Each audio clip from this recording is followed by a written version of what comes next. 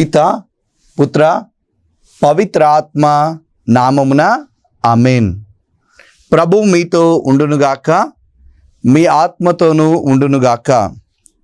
లూకా శుభవార్త 4వ అధ్యాయము 17, 18 మరియు 19 వచనములు.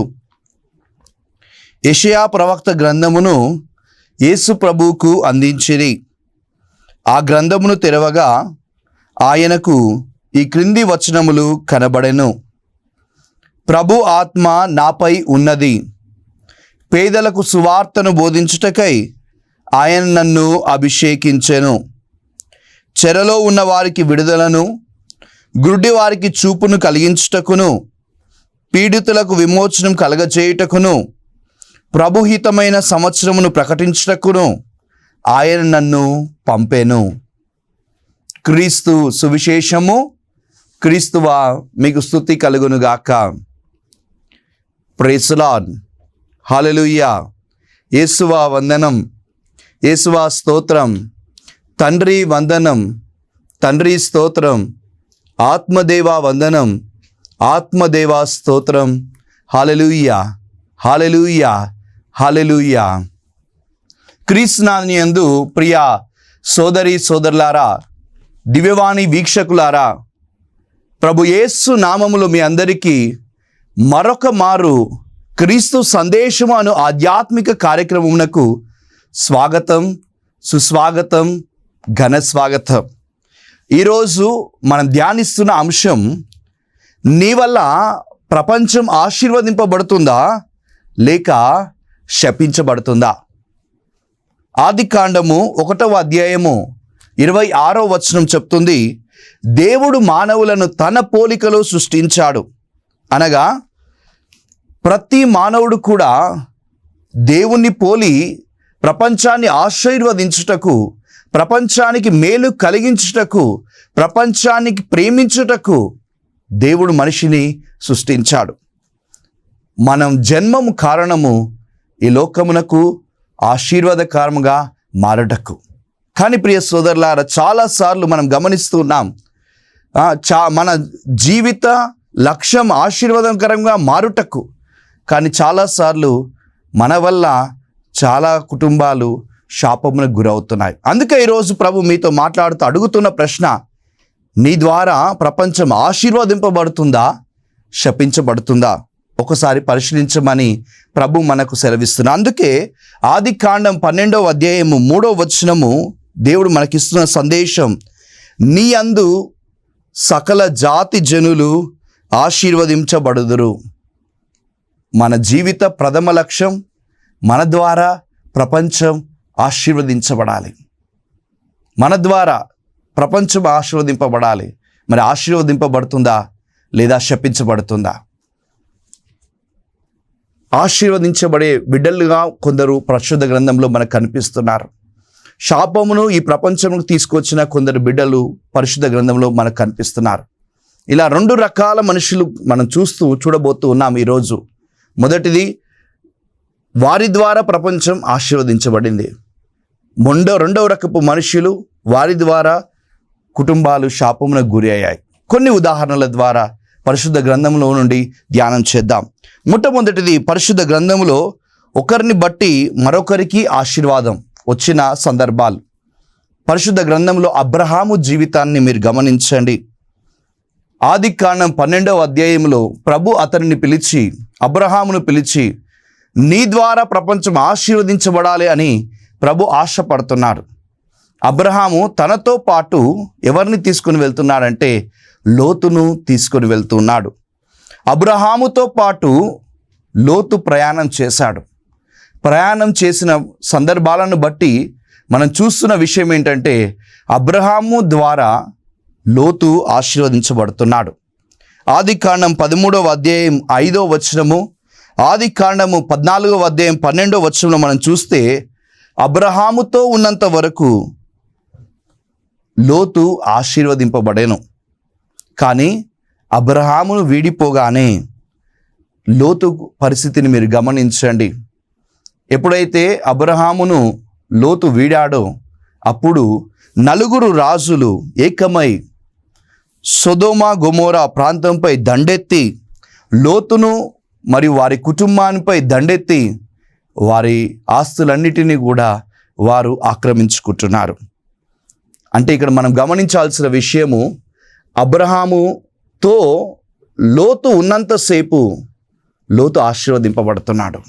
అబ్రహాము జీవితం ద్వారా లోతు కుటుంబం ఆశీర్వదించబడింది. కానీ ఎప్పుడైతే లోతు అబ్రహామును వీడిపోయాడో, దేవుని సేవకుని వీడిపోయాడో, లోతు కుటుంబము శాపమునకు గురి అవుతుంది. లోతు కుటుంబము కష్టాలకు గురి అవుతుంది. నిజమే ప్రియ సోదరుడా సోదరి, నీ జీవితంలో కూడా దేవుణ్ణి వీడినప్పుడు, దేవుని సేవకుణ్ణి వీడినప్పుడు కుటుంబంలో అనేక కష్టాలు, బాధలు, సమస్యలు వస్తాయి. దేవుని వీడకుండా దేవుని వైపు చూస్తే నువ్వు ప్రపంచానికి ఆశీర్వాదకరంగా మారుతావు. దేవుని సేవకుని ద్వారా దీవెనలు పొందుకోవాలని దేవుని సేవకుడు చెప్పిన ప్రతిదీ నువ్వు విన్నట్లయితే, దేవుని సేవకుని ముడిపెట్టుకొని ఉన్నట్లయితే, దేవుని సేవకునితో నువ్వు నడిచినట్లయితే నీ జీవితము ఆశీర్వాదకరంగా మారుతుంది.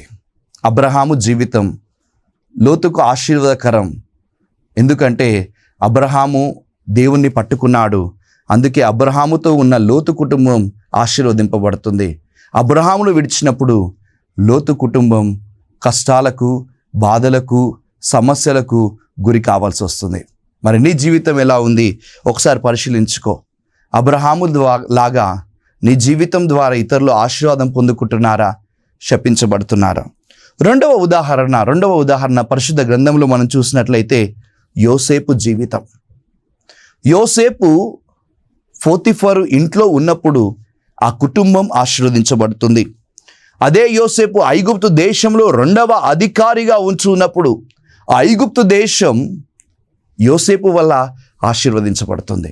అనగా ఒక్క యోసేపు వల్ల ఒక కుటుంబం ఆశీర్వదించబడుతుంది. ఒక్క యోసేపు వల్ల ఒక దేశము కరువు నుండి తప్పించుకుంటుంది. వాక్యాన్ని చూసినట్లయితే ప్రియ బిడ్డలారా, ఆదికాండం 39వ అధ్యాయము 5వ వచనంలో ఈ విధంగా రాయబడి ఉంది. యోసేపును బట్టి దేవుడు పోతిఫరు ఇంటిని చల్లని చూపు చూచెను. పోతిఫరు ఇల్లు, వాకిలి, పొలములు మరియు అన్నిటిపై దేవుని కృప, ఆశీర్వాదము వచ్చెను. ఎందుకు వచ్చింది? యోసేపు నీతిమంతుడు, యోసేపు ప్రభువు వైపు చూసినవాడు, యోసేపు దేవుని వైపు చూడగా యోసేపు పనిచేసే పోతిఫరు కుటుంబం ఆశీర్వదించబడుతుంది. ప్రియ బిడ్డలారా, నీవు ఇతరులకు ఆశీర్వాదకరంగా మారాలంటే నీవు దేవుని వైపు చూడాలి. అప్పుడు నీవు ఇతరులకు ఆశీర్వాదకరంగా మారుతావు. అదే యోసేపు ఐగుప్తు దేశంలో కరువు వస్తున్నప్పుడు ప్రభు వైపు చూడగా యోసేపు ద్వారా ఐగుప్తు దేశమంతా కూడా ఆశీర్వదించబడుతుంది. ఆదికాండము 41వ అధ్యాయము 55వ వచనాన్ని మనం చూసినట్లయితే, ఐగుప్తు దేశములో కరువు రాగా అందరూ ఫారో రాజు వద్దకు వెళ్ళారు. రాజా, మా కరువును, మాకు కావలసిన భోజనం పెట్టండి అని అడుగుతున్నప్పుడు రాజు ఏం చెప్తున్నాడో తెలుసా? మీరు యోసేపు వద్దకు వెళ్ళండి, ఆయన చెప్పినట్టు చేయండి. ఒక రాజు అందరికీ ఆశీర్వాదకరంగా మారాలి, కానీ ఆయన ఏమంటున్నాడు? యోసేపు వద్దకు వెళ్ళండి, ఆయన చెప్పినట్టు చేయండి. ఎందుకంటే యోసేపు నీతిమంతుడు, దేవుని వైపు చూశాడు. దేవుని వైపు చూసి ఆయన మీకు ఆశీర్వాదం ఇవ్వగలడు అని యోసేపు వైపు చూడమని రాజు చెప్పాడు. అందుకు యోసేపు దగ్గరికి ప్రజలు రాగా యోసేపు దేవుని ప్రార్థిస్తున్నాడు. అక్కడున్న కరువులో ఉన్న ఐగుప్తు దేశానికి దేవుని కృప వలన, దేవుని కల వలన, దేవుని దర్శనం వలన ఆయన ముందే ధాన్యమును దాచిపెట్టి ప్రజలందరికీ పంచుతున్నాడు. ఐగుప్తు దేశానికి యోసేపు ఆశీర్వాదకరంగా మారుతున్నాడు. ప్రియ బిడ్డ, నువ్వు పరిశీలించుకో. నువ్వు కుటుంబంలో నివసిస్తున్నావు. ఒక యజమానుడిగా, యజమానురాలిగా, ఒక అత్తగా, ఒక మామగా, ఒక భర్తగా, ఒక భార్యగా నీవు ప్రభు వైపు చూస్తే కుటుంబానికి ఆశీర్వాదకరంగా మారుతావు. నీ బాధ్యతను సక్రమంగా నిర్వర్తిస్తావు. లేకపోతే నేనెవ్వరూ పట్టించుకోరు బిడ్డ. కాబట్టి నీవు యోసేపులాగా ప్రభు వైపు చూడుము, ప్రపంచానికి ఆశీర్వాదకరంగా మారుతావు. పరిశుద్ధ గ్రంథంలో ఇంకా చాలా ఉదాహరణలు ఉన్నాయి. పరిశుద్ధ గ్రంథంలో యాకోబు ఆదికాండం 30వ అధ్యాయం 30వ వచనం చెప్తుంది, యాకోబును బట్టి లాబాను ఆశీర్వదించబడెను. యాకోబు మామ లాబాను వద్ద గొర్రెల కాపరిగా యాకోబు జీవితమును సాగిస్తున్నాడు.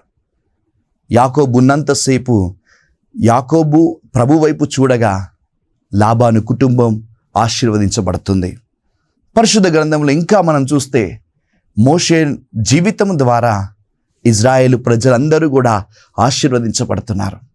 మోషే ప్రభు వైపు చూడగా ఎర్ర సముద్రం రెండుగా చీలి ఫారో బానిసత్వం నుండి ఇజ్రాయేలు ప్రజలు నడిపించబడుతున్నారు.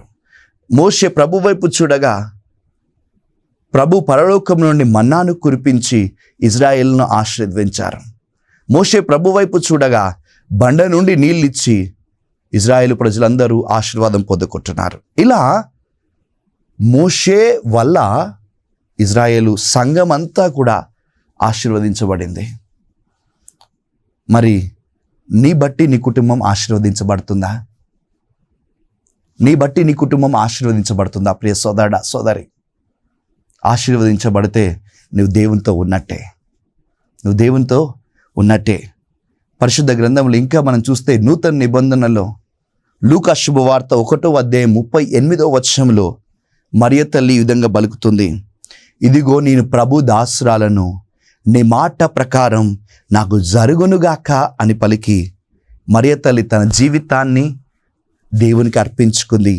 దేవుని కుమారుణ్ణి తన గర్భంలో మోసింది. పరిశుద్ధాత్మ సహవాసంతో ప్రభావంతో ఆమె కుమారుణ్ణి కని ఆ కుమారుని ప్రపంచానికి అంతటికీ అందించి ఆమె వలన కుమారుడు ఈ లోకమునకు వచ్చి ఈ లోకానికి మరియ తల్లి ఆశీర్వాదకరంగా మారుతుంది. అదేవిధంగా మన రక్షకుడైన యేసు ప్రభు తన రక్తాన్ని కలవరి కుండ మీద మనందరి కోసం చిందించి ప్రపంచానికి ఆశీర్వాదకరంగా మారుతున్నాడు.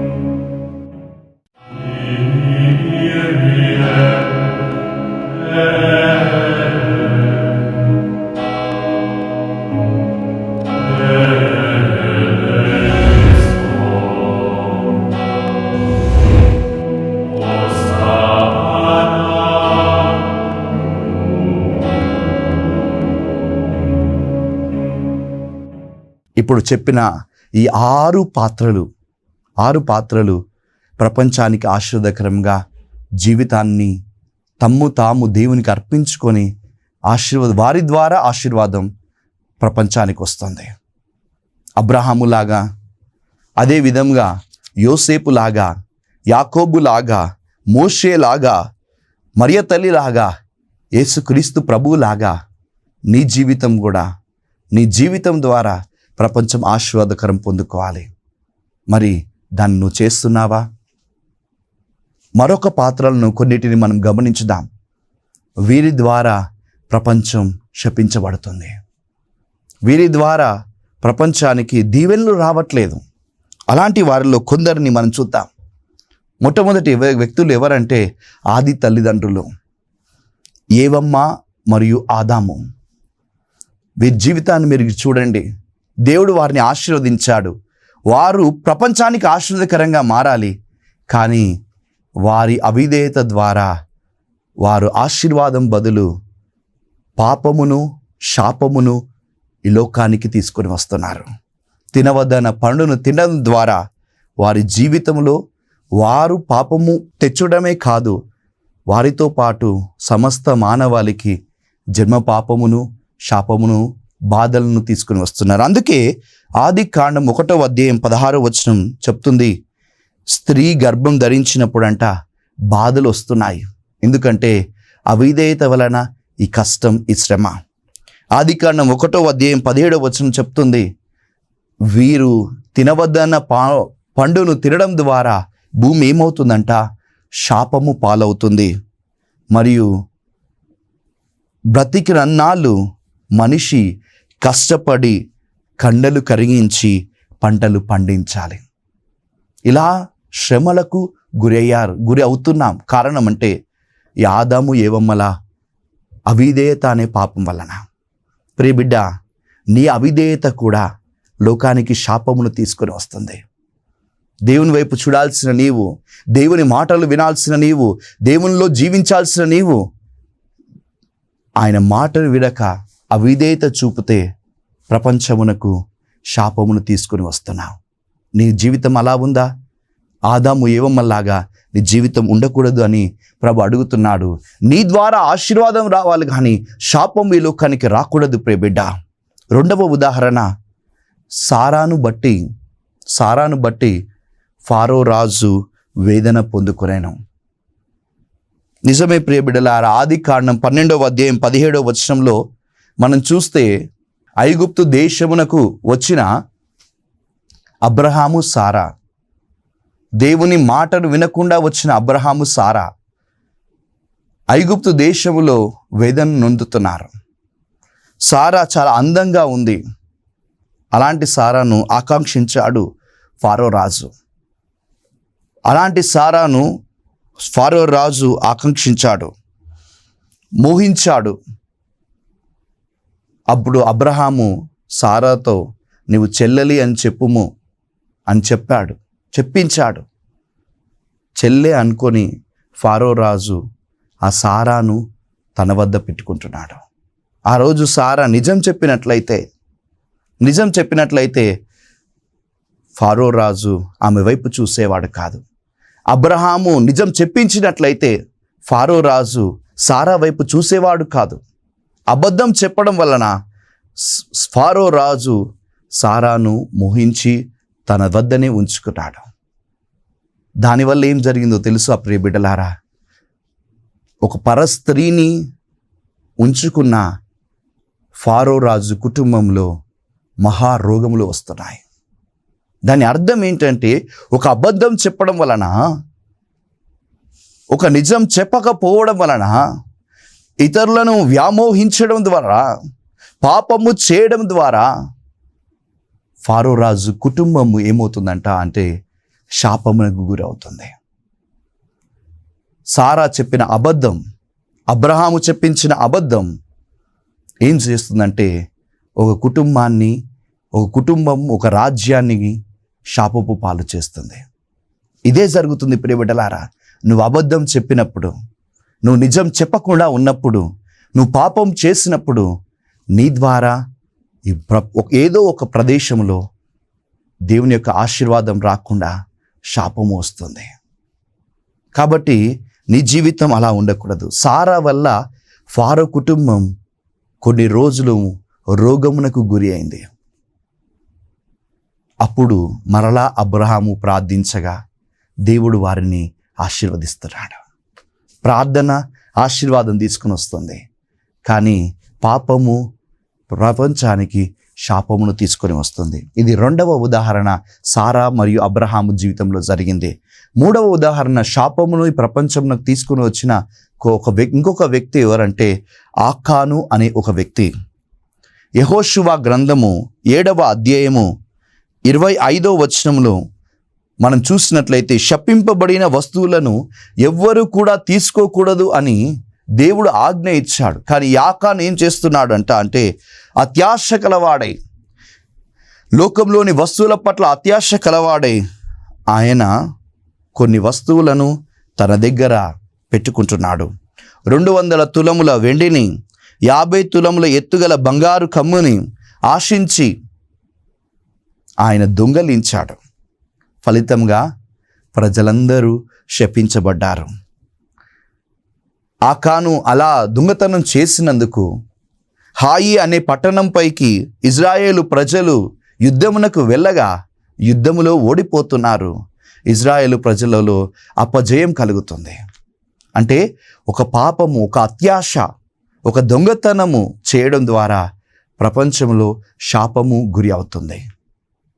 కాబట్టి ప్రియ సోదరుడు, ఆకాన్లాగా నీవు అత్యాశ కలిగిన వాడవైతే, ఈ లోకపు వస్తువుల్లో కలిగిన వ్యామోహములు కలిగిన వాడవైతే శాపాన్ని ఈ లోకానికి తీసుకొని వస్తున్నావు, అపజయాన్ని ఈ లోకానికి తీసుకొని వస్తున్నావు. ఇంకొక వ్యక్తి మనం చూస్తున్నాం, యూదా ఇస్కారియోతు నూతన నిబంధనలో డబ్బు ఆశ వలన తాను కొన్న భూమికి చివరికి వచ్చిన పేరేంటంటే రక్తపు భూమి. అది ఎవరి వాడుకోలేని భూమిగా మారిపోతుందంట. చూడండి, యేసు ప్రభుని అమ్మేసి డబ్బు మీద ఆశతో కొనుక్కున్న భూమి చివరికి ఎవరి కాకుండా శాపపు పాలవుతుంది. ఇవన్నీ ఉదాహరణలు మనకు నేర్పిస్తున్న సత్యం. ఆదాము ఏవమ్మల ఉదాహరణ, ఆకాను ఉదాహరణ, సారా ఉదాహరణ మరియు యూదా ఇస్కారియోతు ఉదాహరణ మనకు నేర్పిస్తున్న సత్యం. పాపము చేయడం ద్వారా భూమి మరియు ప్రపంచం, కుటుంబాలు, వ్యక్తులు శాపానికి గురవుతున్నారు. మరి నువ్వు పాపం చేసి ప్రపంచాన్ని శాపం వైపు నడిపిస్తావా, లేక ప్రార్థన చేసి దేవుని మీద ఆధారపడి ఈ లోకానికి ఆశీర్వాదకరంగా ఉండేలా చేస్తావా? ఈరోజు నువ్వు పరిశీలించుకోవాలి ప్రియ బిడ్డ. నీ ద్వారా ఆశీర్వాదం వస్తుందా, నీ ద్వారా శాపం వస్తుందా? ప్రార్థన చేసి ప్రభు వైపు చూస్తే ఆశీర్వాదం, పాపము చేసి ఈ లోకం వైపు చూస్తే శాపము. మరి ఏమి ఎన్నుకుంటావు? నువ్వేం ఎన్నుకుంటావు? ఈరోజు ప్రభు ప్రశ్నిస్తున్నాడు. ఆలోచన చేసుకో, ఆశీర్వాదాన్ని ఎన్నుకో. నీ ద్వారా నీ కుటుంబం ఆశీర్వదించబడాలి. నీవు ప్రభు వైపు చూస్తే నీ కుటుంబం ఆశీర్వదించబడుతుంది. నువ్వు ప్రభు వైపు చూస్తే నీ యొక్క భార్య, భర్తలు, కుటుంబాలు అన్నీ కూడా ఆశీర్వదించబడతాయి. మరి ప్రభు వైపు చూడము, ప్రార్థన చేయము. కళ్ళు మూసుకుందాం, చేతులు జోడించి ప్రార్థన చేసుకుందాం. మహిమగల దేవ, సర్వశక్తిమంతుడా, నీ పోలికలో మమ్మందరినీ సృష్టించావు. నువ్వు ఏ విధంగా అయితే ప్రపంచానికి ఆశీర్వదిస్తున్నావో మా జీవిత ధ్యేయం కూడా ప్రపంచానికి ఆశీర్వాదం తీసుకొని రావాలి. నిజమే, అబ్రహాము తన జీవితం ద్వారా లోతుకు ఆశీర్వాదకరంగా మారాడు. యోసేపు తన జీవితం ద్వారా పోతిఫరు కుటుంబానికి, అదేవిధంగా ఐగుప్తు దేశానికి ఆశీర్వాదకరంగా మారాడు. యాకోబు తన జీవితం ద్వారా లాబాను కుటుంబానికి ఆశీర్వాదకరంగా మారాడు. మరియ తల్లి తన జీవితం ద్వారా ప్రపంచానికి ఆశీర్వాదకరంగా మారింది. యేసు ప్రభువా, నీవు నీ జీవితం ద్వారా ఈ లోకానికి ఆశీర్వాదకరంగా మారావు. వీరందరిలా మేము ప్రపంచానికి ఆశీర్వాదకరంగా మారబడదుముగాక.